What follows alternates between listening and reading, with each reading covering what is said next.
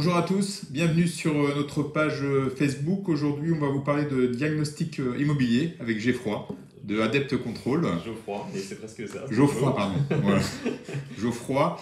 Et donc c'est très technique. Geoffroy va nous expliquer ce que c'est que le diagnostic immobilier. Exactement. Donc effectivement, la première chose à savoir, c'est que lorsqu'on va vendre ou louer un bien immobilier, que ce soit un appartement ou une maison, on va devoir réaliser certains diagnostics qui vont englober certains domaines de contrôle qui sont surtout liés à tout ce qui est problématique de santé pour les occupants, problématique de sécurité, ou bien également sur le bien en lui-même, justement, au niveau de la performance énergétique, pour effectivement essayer d'améliorer toujours le parc immobilier français.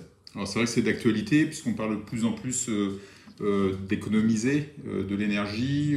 Vous intervenez par rapport à ça, mais vous n'intervenez pas uniquement par rapport à ça, dans notre région, par rapport aux termites aussi, c'est ça? Exactement. Là, aujourd'hui, ce qu'il faut savoir, c'est qu'on est sur des secteurs, le sud-ouest d'une manière générale, Voilà. très touchés par des insectes qui ont une fâcheuse tendance à manger le bois, donc ce qui est plutôt utile dans la nature. Mais par contre, dans les bois qui sont intégrés dans les constructions, c'est très gênant, puisqu'effectivement, on peut avoir des dégâts structurels sur ces bois qui sont mis en œuvre dans le bâti. Et on doit effectivement venir contrôler ça de façon à protéger également les constructions, puisque sur des cas vraiment extrêmement graves, on pourrait avoir des problèmes de destruction vraiment de certaines parties qui pourraient s'effondrer, etc. Et donc on vient effectivement contrôler ça. Alors Geoffroy, justement, on voit souvent, puisqu'on communique aussi nous sur l'immobilier en général, les annonces immobilières. Depuis, je crois, 3 ans, il y a une loi qui oblige en tous les cas le communicant à indiquer le DPE. Qu'est-ce que ça veut dire déjà, DPE? Alors, qu'est-ce que veut dire DPE? Dans un premier temps, c'est ce qu'on appelle le diagnostic de performance énergétique. Donc, ce diagnostic, effectivement, il y a une obligation déjà pour les agences immobilières, mais également pour les professionnels, pour les particuliers, pardon, d'afficher les résultats de ce DPE lorsqu'on fait une annonce immobilière sur n'importe quel support, que ce soit d'ailleurs un support papier ou même numérique.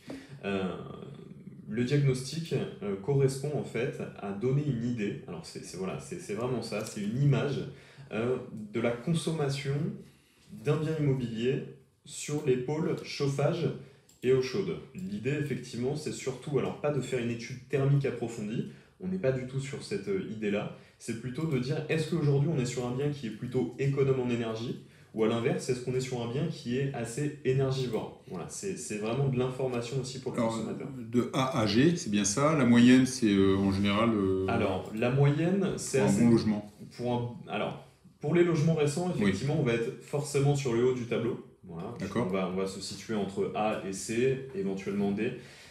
Ce qu'il faut différencier, c'est qu'on a une grosse différence aussi selon le mode de chauffage utilisé. Le mode de chauffe, la production effectivement principale. C'est-à-dire que si on est sur une source électrique ou une source gaz, on va effectivement avoir déjà des disparités entre les deux. D'accord. D'accord? C'est-à-dire, donc, électrique, gaz, c'est quoi le mieux? Alors, la réponse, elle n'est pas oui ou non. Oui, C'est là d'accord. où justement ça peut être intéressant, c'est qu'aujourd'hui l'électricité, du moins en France, la production d'électricité est considérée comme propre, entre guillemets. Il faut savoir qu'en France, 70 à 80% de la production électrique est faite par des centrales nucléaires. D'accord? En dehors des déchets effectivement qui sont dus à cette activité, la fabrication via ce mode de production est plutôt propre en rejet de gaz à effet de serre, puisque c'est uniquement de la vapeur d'eau qui est rejetée, et donc ça c'est plutôt pas mal. Par contre, le gros inconvénient effectivement de l'électricité, c'est qu'en tant que consommateur, lorsqu'on va consommer effectivement de l'électricité chez soi, on va parler peut-être d'un kilowattheure, c'est l'unité utilisée. L'énergie utilisée, le problème, c'est que ce n'est pas uniquement de l'électricité qu'on va envoyer chez vous. Cette électricité, le gros défaut, c'est qu'il faut le fabriquer. Et donc, pour fabriquer cette électricité, on va utiliser de l'énergie. Et donc, c'est pour ça que l'électricité est un petit peu en désavantage par rapport à d'autres énergies au niveau de la consommation, puisque, effectivement, quand on consomme 1 kWh d'électricité chez soi, en réalité, il va en falloir plus de 2,5, c'est même un petit peu plus que ça, en énergie, ce qu'on appelle en énergie primaire, donc du début de la filière jusqu'à la fin. C'est vrai que souvent quand on parle électricité, on pense à chauffage électrique. Aujourd'hui, il y a chauffage au sol aussi. Bien sûr. Où il y a l'électricité qui amène le réchauffement. C'est quoi le mieux?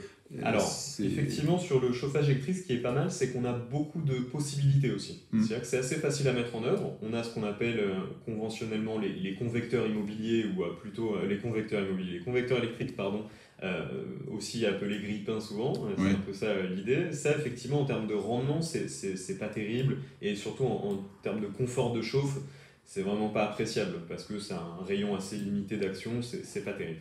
Mais par contre, effectivement, on arrive à faire des radiateurs maintenant qui sont beaucoup plus performants et beaucoup plus agréables en termes de confort de chauffe, puisqu'on va pouvoir vraiment se rapprocher d'un radiateur, par exemple type gaz, qui va beaucoup plus rayonner.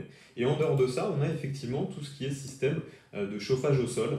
Ce qui est intéressant sur ce système, c'est que bon, déjà, premièrement, ça évite d'avoir des radiateurs un peu posés partout chez soi, c'est plutôt agréable.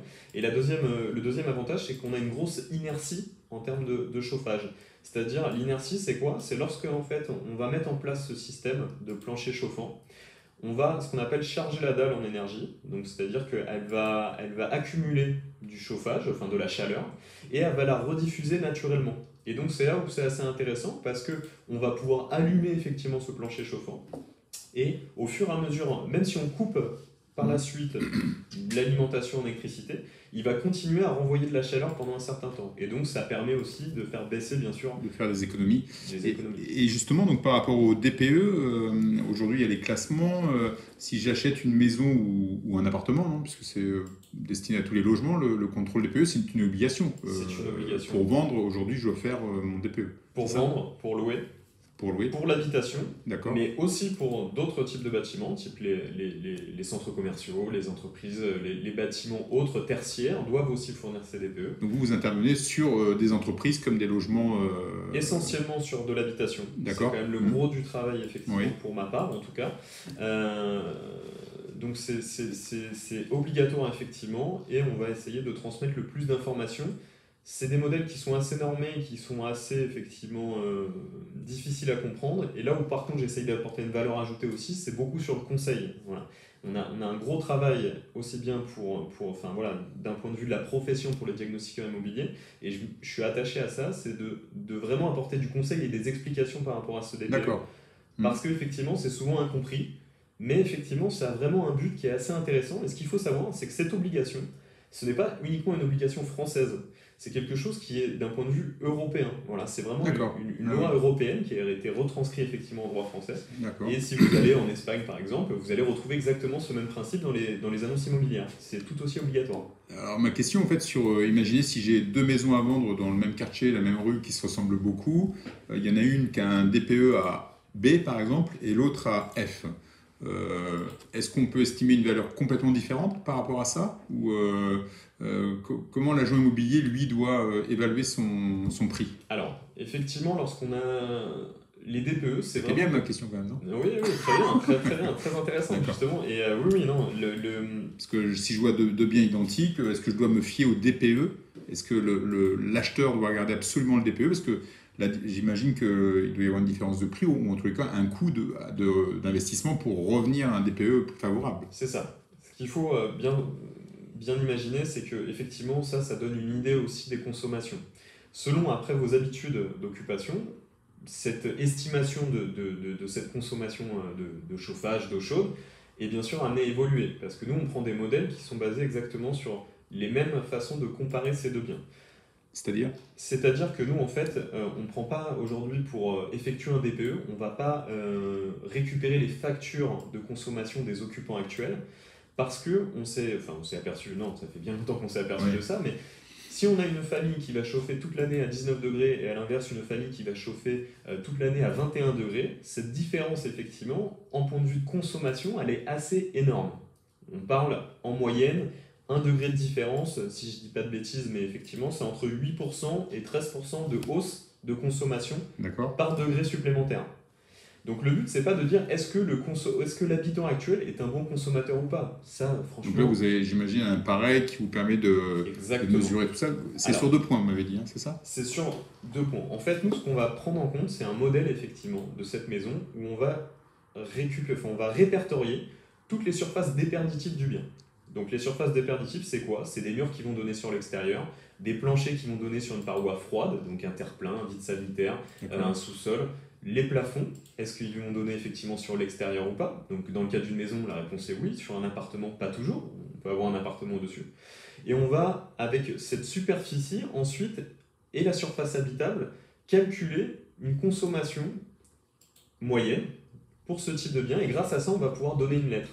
Et c'est effectivement de cette manière qu'on peut comparer les biens de façon égale aussi. Et d'avoir exactement le même mode de calcul permet de se donner une idée si, à surface identique, à bien quasiment équivalent, est-ce qu'on va plutôt être sur une note en F ou à l'inverse une note en C. Cette note-là, effectivement, elle va avoir une importance sur le prix. Alors, c'est pas direct, mais c'est forcément pris en compte par un acheteur. Aujourd'hui, s'il a exactement deux... Vous pensez que c'est vraiment pris en compte par un acheteur aujourd'hui? Oui, d'accord. Parce que c'est interdit, il me semble, mais ça nous arrive de voir des agences qui communiquent sur DPE en cours. C'est-à-dire qu'en fait, ils n'ont pas le résultat, qu'ils ont déjà évalué un prix. Est-ce que c'est normal ou pas? C'est pas normal. D'accord. De mettre DPE en cours, c'est pas possible. Voilà, là, vraiment, justement, ça c'est assez durci au niveau de la réglementation pour éviter ce genre de DPE en cours qui veut un peu rien dire. Alors effectivement, il y en a certains qui le mettent pour 1 ou 2 jours parce qu'ils sont vraiment dans l'attente de ça et il y a une certaine peut-être tolérance des autorités, mais théoriquement, c'est pas autorisé officiellement. Après, ce qu'il arrive, c'est qu'il y a certains biens où on ne peut pas rendre effectivement de conclusion sur le DPE, on va retrouver un DPE vierge. C'est uniquement pour une partie des biens, ça reste assez faible. C'est-à-dire que pour les biens, par exemple, avant 1949, en termes d'années de construction, là, on ne peut pas prendre ce fameux modèle de calcul que je vous ai expliqué. On est obligé de prendre effectivement sur des factures de consommation. La raison étant assez simple, c'est que lors de la création de ce DPE à l'époque, on est parti du principe qu'avant 1949, on n'industrialisait pas de façon systématique les maisons. Ce qui veut dire que les modes constructifs étaient assez différents. Et donc, s'ils étaient assez différents, c'est très difficile de faire un modèle thermique qui soit à peu près équivalent en récupérant juste l'année. Et du coup, on va récupérer les factures. Lorsqu'on a un bien qui n'est pas occupé de façon continue à l'année, ce qui peut souvent arriver surtout dans la région, on a beaucoup de biens en centre-ville et autres qui sont parfois des résidences secondaires, où on a des gens qui n'y vivent plus depuis quelques mois. On ne peut pas estimer effectivement la consommation, et uniquement dans ce cas-là, par exemple, on va mettre DPE vierge. Voilà. Parce qu'on n'a pas de possibilité de conclure. Avant l'entretien, tout à l'heure, vous m'avez dit qu'il va y avoir une évolution sur le DPE par rapport à celui d'aujourd'hui. Oui, c'est attendu. En cours, c'est attendu, c'est acté aussi, c'est-à-dire qu'à partir du 1er juillet 2021, donc de cette année, on va avoir une refonte de ce DPE. Donc la présentation déjà du rapport va évoluer de façon à être aussi beaucoup plus claire. Ça a été développé aussi avec des personnes qui sont pas forcément des techniciens, mais des graphistes, enfin voilà, ça a vraiment été pensé pour que ça soit plus facile à comprendre pour un consommateur et plus parlant. Voilà. Parce qu'aujourd'hui, c'est vrai qu'on était quand même sur un domaine qui était un peu plus technique et ça parlait pas forcément aux consommateurs. Donc c'est quand même ça l'idée. Donc là, on va avoir une refonte des modèles, une refonte du mode de calcul également. Il va quand même évoluer de façon aussi à fiabiliser ce DPE. D'accord ? Pour éviter d'avoir de grosses différences, bien sûr, même si normalement c'est assez limité, mais on va toujours aller dans cette démarche-là. Et c'est à partir de ce 1er juillet 2021 que ça va évoluer. Pourquoi ? Parce que également, il va y avoir une évolution au niveau des biens qui sont en location. On parle beaucoup de transition effectivement énergétique et écologique dans les médias de manière générale. Ça va participer à ça, puisqu'il y a une loi à partir de 2023, ça a été voté, qui va empêcher de louer des biens qui vont être classés en passoire énergétique, donc avec des notes qui vont être en G. Ah oui. D'accord. Assez rapide. Donc, en G, c'est la dernière. C'est la dernière. C'est vraiment ce qu'on appelle passoire énergétique parce que ça veut dire qu'on a. Donc là, on n'aura plus la possibilité de louer ce bien en tant que propriétaire si j'ai pas mon DPE qui est au-dessus de G. Qui augmente. Alors, il y aura aussi des aides du coup pour les propriétaires de façon les propriétaires bailleurs à justement engendrer des travaux de rénovation énergétique et on va les accompagner par rapport à ça. Et c'est pour ça que le DPE se fiabilise également pour permettre de dire on est sûr effectivement des résultats et on va intégrer les biens avant 1949 sur facture, etc. On va supprimer cette méthode-là et on va récupérer la méthode de calcul qui est plus conventionnelle de façon à pouvoir donner des résultats parce que bien évidemment les biens plus anciens sont quand même logiquement les biens qui vont consommer le plus d'énergie. On D'accord, n'utilisait pas d'isolant ou très peu à l'époque, et au fur et à mesure des années, bien évidemment, on a mis de plus en plus d'isolants en place, de systèmes économiques, etc., puisque l'énergie coûte de plus en plus cher. Il y a eu cet effet-là, et maintenant, l'écologie est un vrai problème. En tant que propriétaire, est-ce que je peux vous demander quand même un DPE avec un objectif de faire évoluer ma lettre d'une certaine manière, sans pour autant vendre? Bien Ça sûr. nous permet quand même d'avoir une idée précise du logement où on vit, ou oui, ça vous arrive ça? Alors, c'est assez anecdotique, effectivement, parce que les gens ne le savent pas beaucoup non plus. D'accord. Mais c'est une demande qui est possible tout à fait. Et justement, ça peut être intéressant des fois de passer par un diagnostiqueur pour faire ce genre de DPE et lui donner aussi des conseils et des améliorations à envisager, plutôt qu'une société commerciale qui est spécialisée dans la rénovation énergétique. Parce que, bien évidemment, si on fait appel à ce genre de société, ils vont vous dire oui, il faut tout rénover. C'est normal, c'est bien évidemment. Et vous, ça lui permet d'avoir déjà une vision de son logement, comment il est classé, puisque s'il l'a acheté il y a 20 ans, j'imagine qu'il n'y avait pas de DPE à l'époque. Exactement, et en plus de ça, ça lui permet d'avoir quelque chose d'objectif. Nous, on ne met pas en place de travaux, quoi que ce soit, on n'a aucun intérêt à lui conseiller de faire des travaux d'isolation s'il n'y a pas d'intérêt vraiment intéressant pour lui. Donc voilà, on peut être vraiment dans cette partie conseil, il peut tout à fait demander un DPE sans être dans le cadre d'une location, d'une vente, quoi que ce soit. Ça peut être fait dans ce sens-là, de façon à améliorer ce bien derrière. On parlait là du propriétaire. Alors, si je vends mon bien, je dois avoir un DPE, c'est obligatoire. Pour la location, c'est obligatoire aussi, donc si j'ai bien compris. Mais si je suis propriétaire, je loue et ça change tous les ans, est-ce que tous les ans, je dois refaire ce DPE? Non. C'est valable. Il y a une durée de validité des rapports, évidemment. Voilà, le but étant pas de le refaire à chaque changement de locataire, c'est pas intéressant. Le but, c'est plutôt d'être logique. Si on a fait des travaux entre-temps qui permettent d'améliorer la note, ça peut être intéressant de le refaire. Mais de base, le DPE a une durée de validité de 10 ans. D'accord, 10 ans. 10 ans. Le nouveau DPE, effectivement, qui va sortir en 2021, aura aussi une durée de validité de 10 ans. Donc ça n'évolue pas. Il y a avec le changement des deux réglementations, il y aura une petite évolution par rapport à ça pour les anciens DPE et les nouveaux. Mais on va rester quand même sur des durées de validité qui durent plusieurs années sur la période transitoire, et après on reviendra à 10 ans également. Si on parle du DPE, vous travaillez donc directement avec des particuliers, mais aussi avec des apporteurs d'affaires d'une certaine manière, parce que vous avez des agences immobilières qui vous contactent. Ils ont un mandat, c'est au moment du mandat, bien, ça c'est ça, à l'entrée du mandat. C'est vraiment à l'entrée du mandat. Donc oui, clientèle, le client final, c'est toujours un client particulier, surtout quand on est dans de l'habitation. Mais les prescripteurs, effectivement, sont souvent des agences immobilières, parce qu'il faut bien comprendre qu'on travaille en synergie par rapport à tout un process de transaction ou de location. Bien évidemment, généralement les agents immobiliers sont peut-être les premiers à rencontrer ces clients parce qu'ils ont un projet de vente, ils veulent en savoir plus, ils veulent connaître la valeur de leur bien, c'est plutôt logique.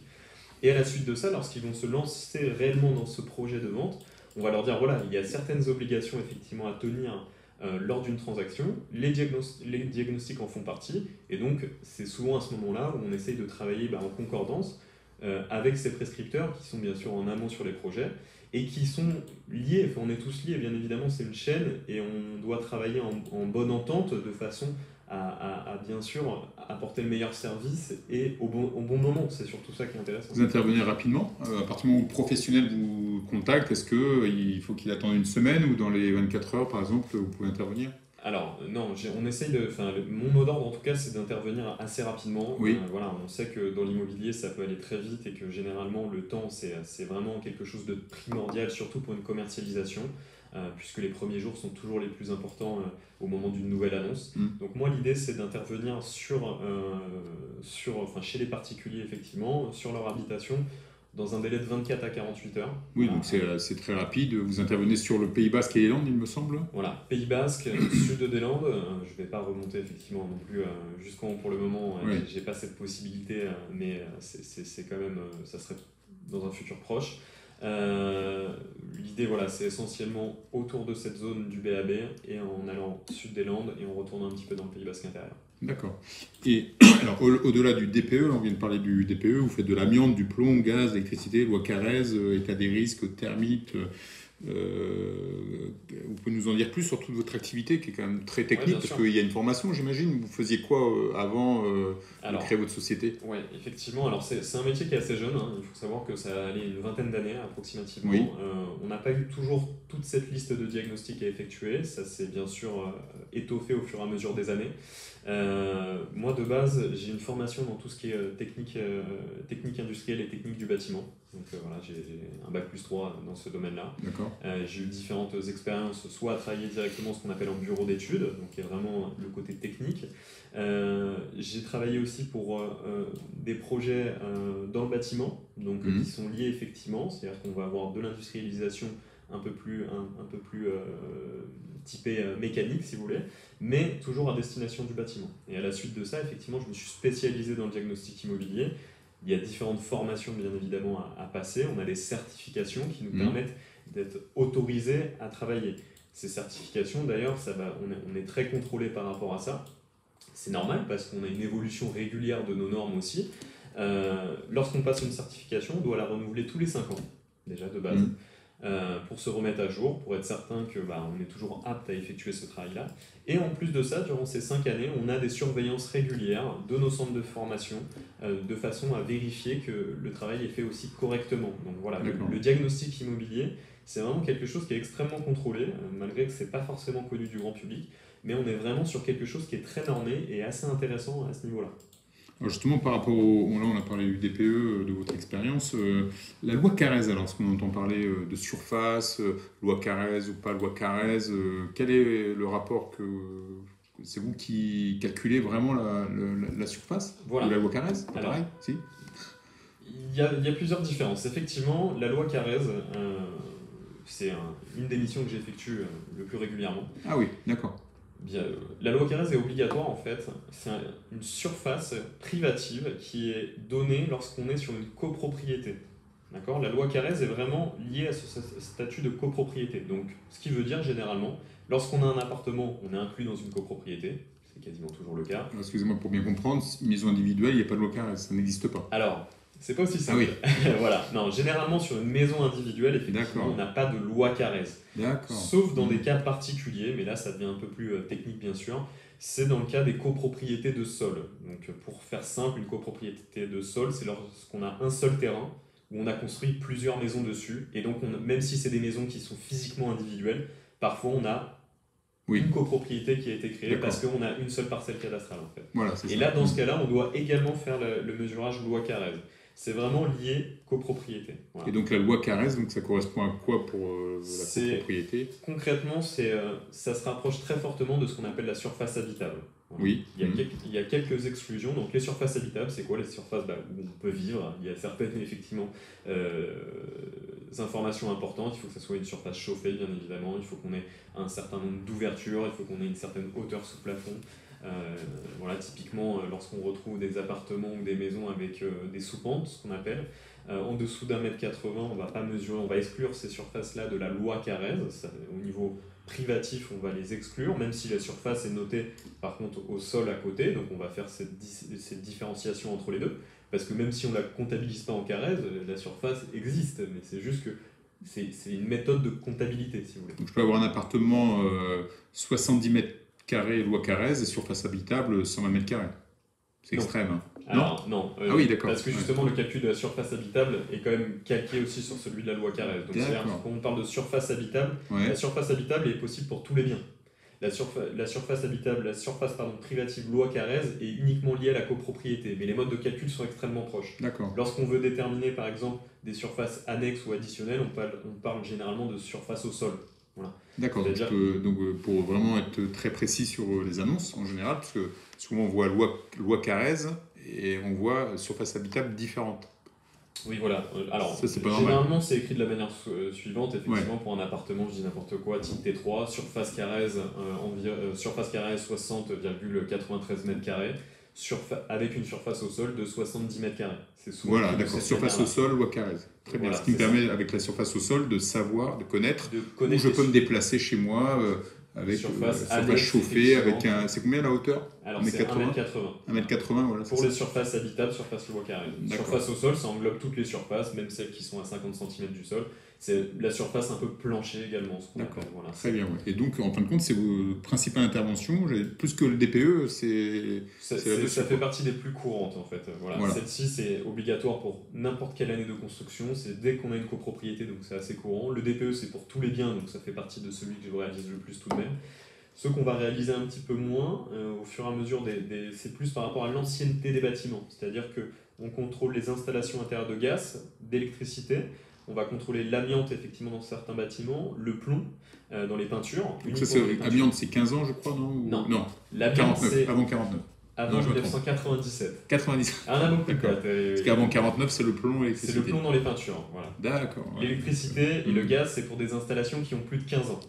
Électricité et gaz, donc contrôle obligatoire pour des installations qui sont, donc là on peut dire, de 2005, quoi, j'allais dire. Exactement. D'accord. Donc pour résumer, effectivement, DPE, loi Carrez, obligatoire, DPE obligatoire tout le temps, loi Carrez uniquement dans le cadre des copropriétés, Oui, installation intérieure d'électricité et de gaz uniquement pour les installations qui ont plus de 15 ans, ouais, d'accord. l'amiante uniquement pour les bâtiments antérieurs avec un permis de construire antérieur au 1er juillet 97, et pour terminer, le plomb dans les peintures uniquement pour les bâtiments construits avant le 1er janvier 1949.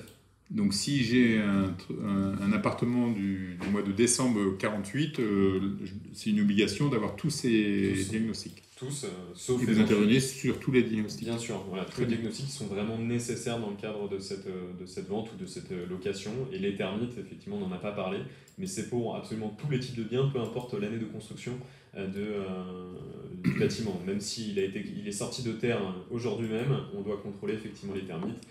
C'est simple à comprendre, hein, c'est que tout simplement les termites c'est quand même un organisme vivant et ça s'arrête pas à l'année de construction si ça doit attaquer un élément bois. Malgré que sur les bâtiments très récents, on a bien sûr des systèmes préventifs qui sont mis en place, des bois de construction qui sont traités et qui limitent fortement les infestations par rapport aux termites, mais on contrôle tout de même parce que même si on n'en a pas sur le bien en lui-même, on peut en avoir aux abords d'une maison. Typiquement c'est souvent ça, une maison très récente par exemple qui a été construite en 2018. La maison peut ne pas avoir d'indice d'infestation de termites, mais par contre on peut avoir dans le jardin à 5 mètres de là une souche d'arbre qui a été coupée et avoir une présence de termites dedans. Et donc on informe effectivement que attention, dans ce périmètre on a quand même des termites, donc soyez vigilants, c'est un peu ça l'idée. Oui, parce qu'on est une région qui est concernée par les termites, mais aussi par... on a un aéroport qui est à Biarritz. Oui. Donc aujourd'hui, il y a une obligation, je crois, d'informer aussi l'acquéreur de l'état des nuisances sonores. C'est ça. C'est quoi? Si je vends mon appartement vers la Miladie, où j'ai les avions qui passent au-dessus, j'ai une obligation de faire cette attestation? Comment ça se passe? Alors c'est un document qui va être fourni effectivement en nous indiquant si on est placé dans une zone qui présente une exposition au bruit. Donc l'exposition au bruit, c'est uniquement lié par contre aux aérodromes. Donc bien sûr, l'aéroport de Biarritz est concerné. Donc on a une partie par exemple d'Anglet, de Biarritz qui va être concernée. Une zone rouge, parce que dire que vous connaissez vous déjà, par exemple? Alors en fait, c'est accessible à tous, hein, ce genre d'informations. Ah oui, d'accord. Voilà, nous, on va regrouper en fait tous ces risques. Donc on a effectivement depuis peu le plan d'exposition au bruit. Mais on avait déjà une longue liste de risques naturels, miniers, technologiques qui étaient inclus, qui étaient regroupés dans un document unique qui s'appelait l'état des risques et pollution, où on indiquait si à l'emplacement de cet appartement, de cette maison, on pouvait retrouver des risques particuliers. Par exemple, ici au Pays Basque, on est à minima en zone sismique niveau 3. D'accord. Il n'y a pas forcément une incidence derrière pour un acheteur quoi que ce soit, mais c'est vraiment de l'information pure et dure. Par exemple, il y a des zones où on est dans des zones assez boisées, et donc on indique qu'on peut être dans des zones à feu de forêt. Il y a un risque par rapport à ça. Dans les Landes, et ça, vous faites ça? Vous avez des documents, mais c'est une obligation C'est une obligation de le fournir. Du vendeur. Du vendeur. Par contre, la différence, c'est que en tant que diagnostiqueur, je le fournis effectivement parce que ça fait partie de la mission globale. D'accord. Mais pour le coup, ce n'est pas obligatoire d'être fourni par un diagnostiqueur. Oui. Après, on le conseille très fortement et c'est vraiment inclus dans le pack des diagnostics. Le but étant surtout de simplifier. Vous avez vu que ça peut être un peu compliqué parfois. Il y a des documents de plus en plus d'ailleurs, j'imagine. De plus en plus. Et donc le but c'est de simplifier le tout pour un vendeur ou un propriétaire bailleur. Et on lui fournit effectivement ces documents et ça lui permet lui de se protéger. Mais l'ERP et le plan d'exposition au bruit est absolument indispensable. Et si on ne l'a pas, D'ailleurs, On ne peut pas peut signer. pas vendre. Voilà. Alors, la question justement sur ça, ça veut dire que vous arrivez avec un appareil et vous... Pas du tout. Non, d'accord. Je voulais savoir. Parce que ça se fait pour les avions, mais pourquoi pas sur... je suis en bord de route, j'ai aussi des Parce que nuisances sonores. justement, on ne le fait pas avec un appareil. Ah oui, d'accord. Voilà, Ouais. l'idée de tous ces risques, et d'ailleurs peu importe, c'est pareil pour les risques de sol, on ne vient pas faire des tests particuliers. En fait, c'est des cartes gouvernementales qui sont disponibles à tous, qui sont accessibles, qui vont être fournies, et on va se situer par rapport aux zones qui ont été déjà déterminées. Voilà, c'est ça l'idée, c'est de dire est-ce que vous êtes dans cette zone. On a étudié cette zone déjà depuis de nombreuses années, on sait qu'on a le couloir par exemple aérien à ce niveau-là, est-ce que vous êtes présent ou pas dedans, et en fait on récupère ces cartes-là, on fait un tri un petit peu des risques qu'on peut retrouver, donc, dont celui-ci, et on va résumer le tout et donner effectivement les résultats. Mais il n'y a pas de test en particulier qui est fait chez le particulier, et c'est pour ça qu'on ne le fait pas par exemple pour des routes passantes. Voilà. Oui. C'est de plus en plus épais les dossiers, parce que tous les ans il se rajoute des dossiers où en fait le professionnel de l'immobilier doit absolument avoir ces dossiers pour arriver au compromis ou à l'acte de vente. Les deux. D'accord, donc déjà au compromis, je dois... Exactement, c'est nécessaire au compromis et il doit être valable jusqu'à l'acte. Voilà. D'accord. Donc, des fois il peut y avoir des validités à remettre en place. Et c'est pour ça qu'on conseille de le faire dès le mandat de vente. Oui. Tout simplement parce qu'aujourd'hui, vous êtes acheteur. Forcément, il y a une certaine anxiété à acheter un bien immobilier parce qu'on se dit, est-ce que je ne me trompe pas, etc. Et forcément, ces diagnostics vont vous permettre aussi de faire le point et de savoir précisément sur les domaines contrôlés, est-ce qu'il y a des particularités. Voilà, ça permet aussi de conforter un achat et de limiter, imaginons une destitution, enfin tout simplement de dire... finalement je me suis aperçu qu'il y avait des anomalies électriques et j'étais pas informé. Donc c'est pour ça qu'on incite fortement les propriétaires. Le DPE est obligatoire en plus pour commercialiser. Donc on se dit, tant qu'on est là, à la limite, autant tout faire d'un coup. Les durées de validité sont assez longues pour permettre de commercialiser et de vendre son bien. Donc on dit, on fait tout d'un coup, on vous fournit ce document et vous pouvez tout transmettre à votre futur acheteur. Et comme ça, lui, il est déjà bien informé. Donc le particulier, lui, peut vous contacter en amont, j'allais dire. C'est quoi? Ce sont les particuliers qui vous contactent ou les agences immobilières qui vous disent je veux avoir... C'est 50-50. 50-50, ça dépend effectivement. Soit c'est des contacts qui sont donnés par des agences immobilières en disant on travaille avec certains diagnostiqueurs, tenez, effectivement, j'ai le contact de Geoffroy Machuette et c'est comme ça qu'on récupère. Ou alors directement sur Internet, on est listé aussi sur des sites vous avez un site qui est très bien fait, d'ailleurs, vous pouvez demander un devis en ligne sur adaptecontrol.fr, voilà, c'est ça, c'est une nouvelle version que vous avez faite là c'est une version effectivement assez récente que j'ai créée, le but étant de faciliter toujours l'accès à ces diagnostics. Donc le but, il y a des formulaires effectivement qui sont à remplir, vous allez rentrer certaines informations sur votre bien et à la suite de ça, on va pouvoir vous transmettre un devis. Voilà, des fois, que ce soit vente ou location, puisqu'en réalité vous intervenez sur les deux. Sur les deux, voilà. La vente comme la location. Justement, sur la location, il y a la loi Boutin. Vous pouvez nous en dire plus? Enfin, je vois pas du tout. Alors, loi Boutin, c'est pareil, ça fait partie des nombreux mesurages qui existent. C'est vrai que, au fur et à mesure... location. C'est uniquement dans le cadre, effectivement, d'un bail de location. Voilà. D'accord. Concrètement... En tant que particulier ou professionnel? Toujours. Je suis particulier, je loue... D'accord. En fait, ce qu'il faut... D'une manière générale, qu'on vende par un particulier ou par un professionnel, on a les mêmes obligations. Oui. Voilà. C'est ce qu'il faut retenir effectivement. Après, c'est vrai que certains particuliers, par manque d'information, ne savent pas, et le professionnel, lui, va informer derrière. Donc c'est ça qui est intéressant. La loi Boutin, concrètement, c'est effectivement d'indiquer une surface habitable pour un bail de location. Voilà, tout simplement, enfin pour un bail d'habitation. D'accord, ouais. Donc c'est à peu près le même calcul que la loi Carrez également. Voilà, c'est la surface habitable aussi, mais c'est tout simplement un texte de loi différent. Voilà, c'est aussi simple que ça, entre guillemets. Mais le mode de calcul est quasiment identique au mesurage de loi Carrez, au mesurage de la surface habitable. La nuance est vraiment faible. Il peut y en avoir une, mais voilà, c'est vraiment du cas par cas. Là, si je rentre dans le détail, je pense qu'on va perdre à peu près tout le monde. Ouais, c'est ça. Mais voilà, alors, c'est vrai qu'on parlait tout à l'heure de diagnostic immobilier de performance énergétique. Là, j'ai un petit commentaire, mais un pull... En fait, il fait très bon à Biarritz. Hein. On a au moins 25 degrés en ce moment. Ouais. C'est pour ça qu'on est en petite manche tranquillement. En plus, on est très bien chauffé et très isolé aussi, quoi. Très bien, c'est très intéressant, je crois. Aujourd'hui, un jeune qui veut faire votre métier, il doit quoi? Il doit faire bac+3, quel parcours il doit avoir? Alors effectivement, il est quand même fortement conseillé d'avoir quand même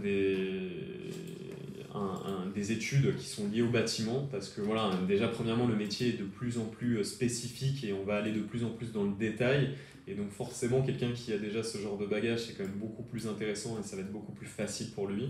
Euh, pour passer certaines certifications, bon, c'est pareil, hein, on a selon les domaines de contrôle des certifications qui sont un petit peu différentes en termes d'accès. On va avoir des obligations parfois de certains diplômes. Voilà, il faut à minima avoir un bac+2 ou un bac+3 pour certains cas. Mais sinon, effectivement, on peut aussi avoir des gens qui ne sont pas du tout du domaine, mais avec des certifications et des formations un peu plus poussées. D'accord. C'est pas le plus simple.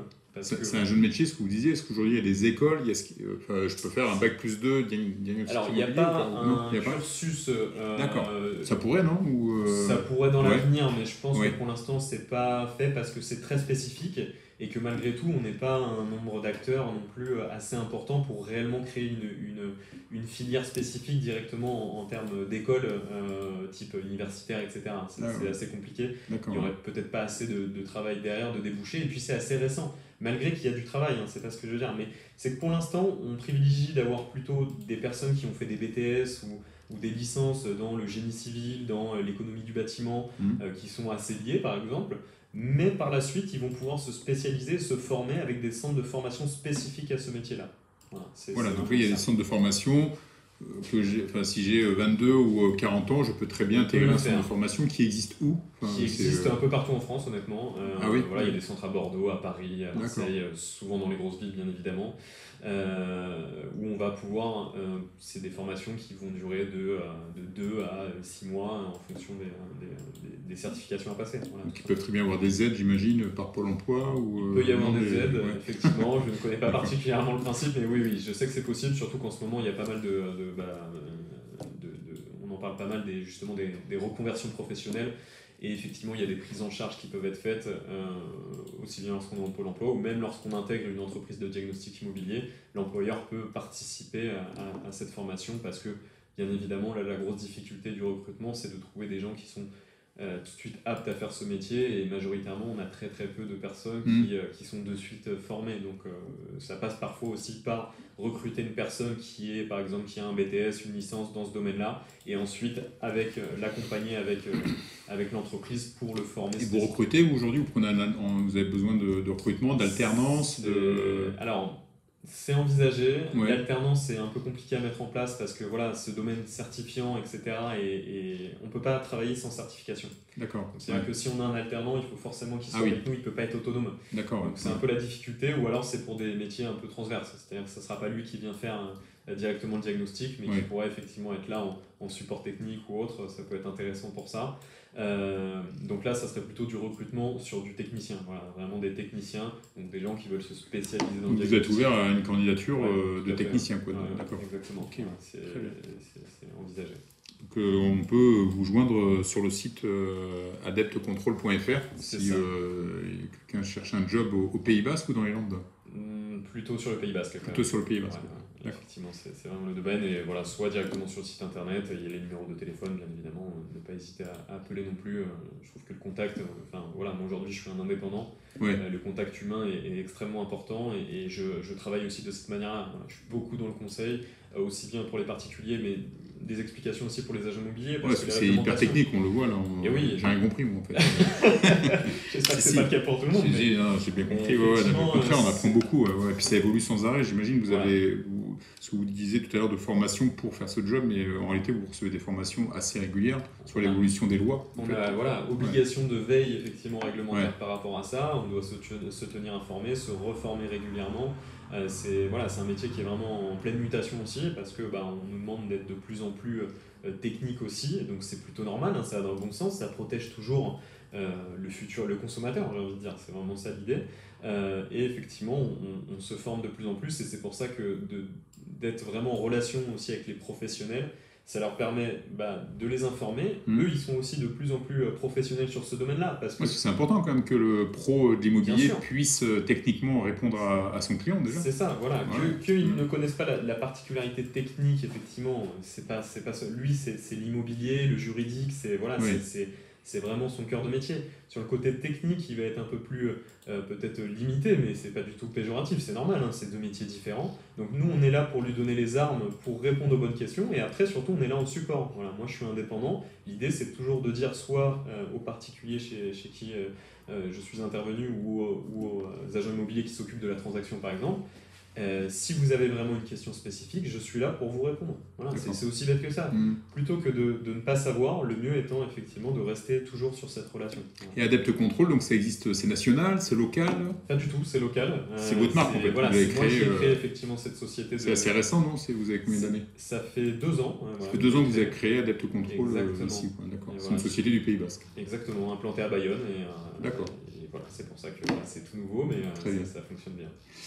Est-ce que vous avez des choses à rajouter, Geoffroy? Non, je pense que là, non, on a c'est bon. fait quand même. Ouais. De toute façon, si on a des questions à vous poser, on peut vous joindre directement sur votre site internet. C'est ça. Que ce soit des particuliers ou des professionnels. Hein. J'imagine qu'ils ont besoin techniquement de connaître si leur bien il doit avoir ou pas. Alors le DPE, c'est obligatoire, mais le plomb, par exemple. J'imagine que vous devez avoir des questions comme ça, non? Alors c'est oui, pas voilà, trop, c'est un peu perdu, non? Ce qu'on doit faire, c'est surtout ça, parce que le plomb, par exemple, voilà, on ne sait pas trop si on en a besoin ou pas.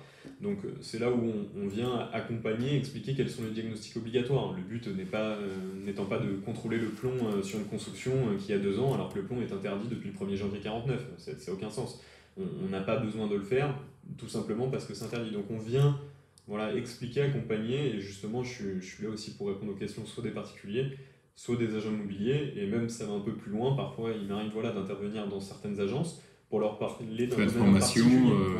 Peut-être des formations aussi au sein des agences immobilières pour qu'ils soient plus techniquement au courant. C'est ça, pour savoir comment répondre à des et justement, j'ai une question, parce que là on parle beaucoup d'anciens en fait, mais si je fais construire ma maison par exemple, est-ce qu'il y a une obligation de DPE? Est-ce que je dois avoir, à la fin, le constructeur doit me certifier une résidence neuve, c'est pareil en fait? Oui, c'est tout à fait le même principe. En fait, sur des constructions neuves, alors on a certains labels effectivement qu'on entend souvent, BDC 2005, RT 2012, c'est effectivement des labels et des réglementations thermiques particulières, mais en dehors de ça, la finalité, c'est lorsqu'on livre un bien, on doit fournir également à la personne qui a acheté le DPE. Le DPE. Et il se classe A maintenant ou il est toujours en C? Il y a des logements neufs qui sont différents en fait. Donc est-ce qu'aujourd'hui il y a des livraisons de logements neufs qui font encore E par exemple? Non, impossible. Voilà. Non, ça c'est pas possible. Justement, c'est là où. Parce que sinon il faut donner le nom des promoteurs. Voilà.